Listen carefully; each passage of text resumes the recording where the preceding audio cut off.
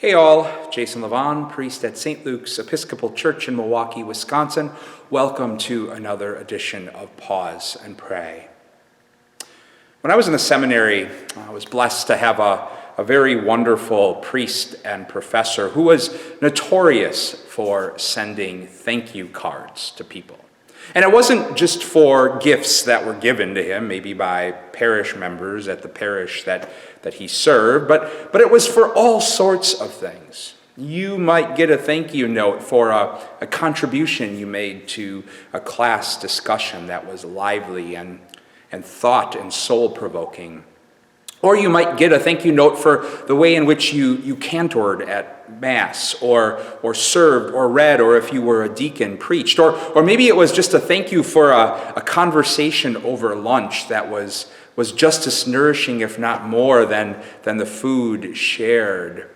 And he would often say that it was gratitude that really completes the gift. And for him, life, the art of living and faith is tuning ourselves to that gratitude. He talked about how we're created for that gratitude. We're created to be Eucharist, which that word means thanksgiving. We're created to be thanksgiving in this world for the gift that's given to us. And for him, the way he tuned his life to that kind of gratitude was by writing thank you notes to people, growing in awareness of the gifts that surrounded him.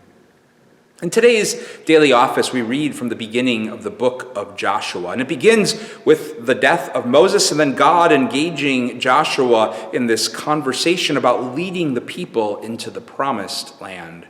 And as God does that, God reminds Joshua to recognize and savor the fact that every piece of ground that the soles of their feet will touch has been given to them by God.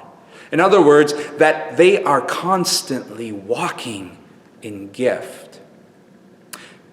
As people of faith, as preachers, and I'm really preaching to myself here, we're fairly good at talking about the gifts God has given, grace and faith as gifts, things that don't come from ourselves, the notion that we can't save ourselves. And maybe here I'm more preaching to myself than my colleagues, but I don't often reflect a lot on receiving that gift well, as this wise priest and mentor enfleshed so often in my seminary days. Maybe it's the rugged individualism of our American culture that sells us on the notion that we don't need that gift because we are self-made. Or maybe it's just my sinfulness and selfishness that gets in the way. But today, we're invited, as we still find ourselves as people of faith in this season of Christmas where we celebrate the greatest gift given to us, God's self wrapped in flesh.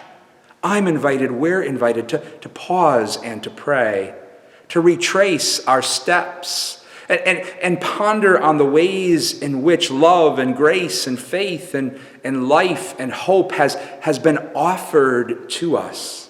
And maybe as a response, we might find ourselves writing a thank you note or two, or just saying it more often and really meaning it.